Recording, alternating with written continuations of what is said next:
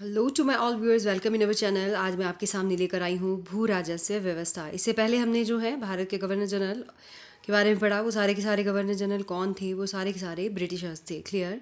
उससे पहले हमने बंगाल के गवर्नर जनरल के बारे में पढ़ा है। क्लियर।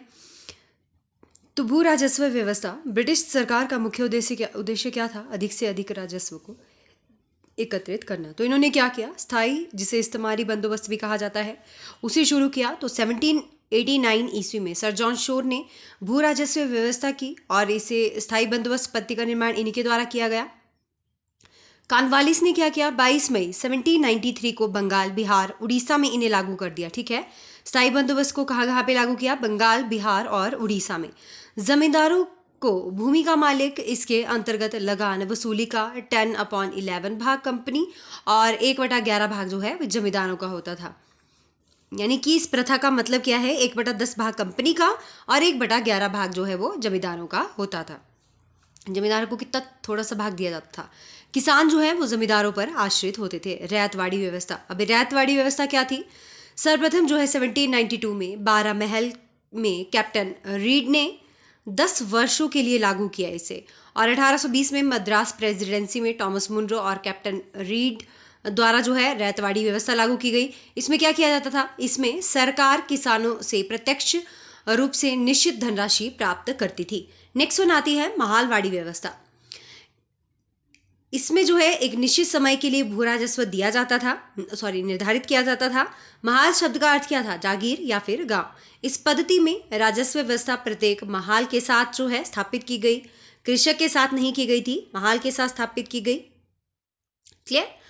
धन के बहिर्गमन के प्रबल प्रतिपादक दादा भाई नौरोजी जो थे, उन्होंने क्या किया? दादा भाई नौरोजी जो थे इसके प्रतिपादक थे और इन्होंने क्या किया था?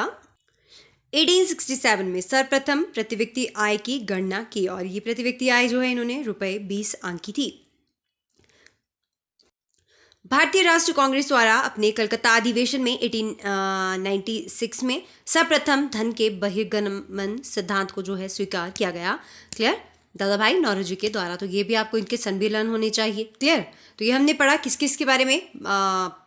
स्थायी बंदोबस्त के बारे में, रैयतवाड़ी व्यवस्था, महालवाड़ी व्यवस्था।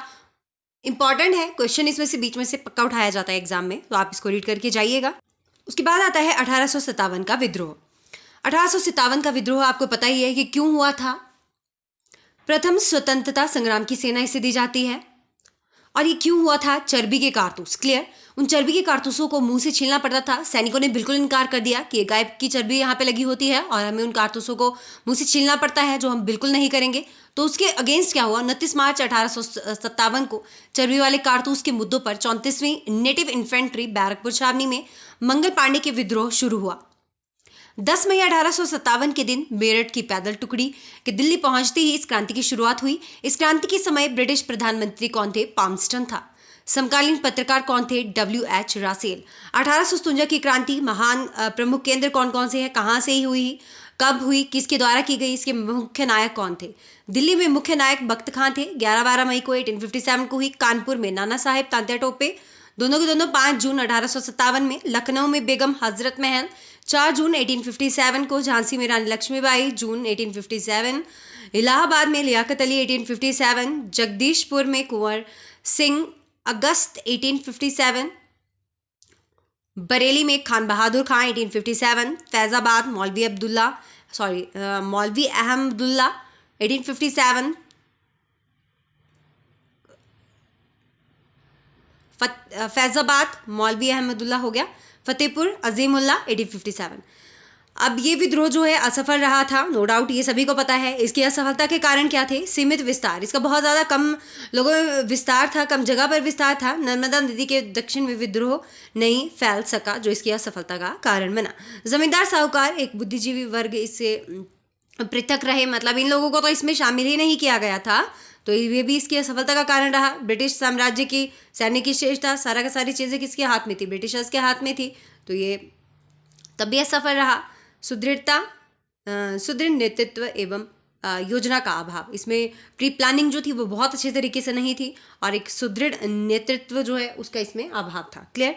तो होपफुली आपको ये अच्छा लगा होगा वीडियो, और इसमें से क्वेश्चन भी आप इंपॉर्टेंट जो है एग्जाम में आते हैं। यहाँ से जो आपका क्वेश्चन बनेगा कहाँ पे हुआ था, कब हुआ, या इसके मुख्य नायक कौन थे। क्लियर, तो आप इसको कर लीजिएगा। नेक्स्ट हम इसमें पढ़ेंगे आपके ये जो है बंगाल के गवर्नर जनरल और भारत के गवर्नर जनरल, ये किसी एक्ट के तहत जो है चेंज होकर इस विद्रोह के बाद जो है इन्हें वायसराय, भारत के वायसराय बना दिया गया।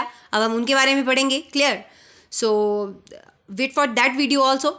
अगर आपने पुरानी वीडियोस नहीं देखी हैं तो प्लीज़ मेरे चैनल पे जाके उन वीडियोस को वॉच कीजिए जो आपके आने वाले एग्जाम्स के लिए बहुत ज़्यादा इंपॉर्टेंट है। Thank you so much friends, stay tuned. If you like our channel, so subscribe it. Thank you so much.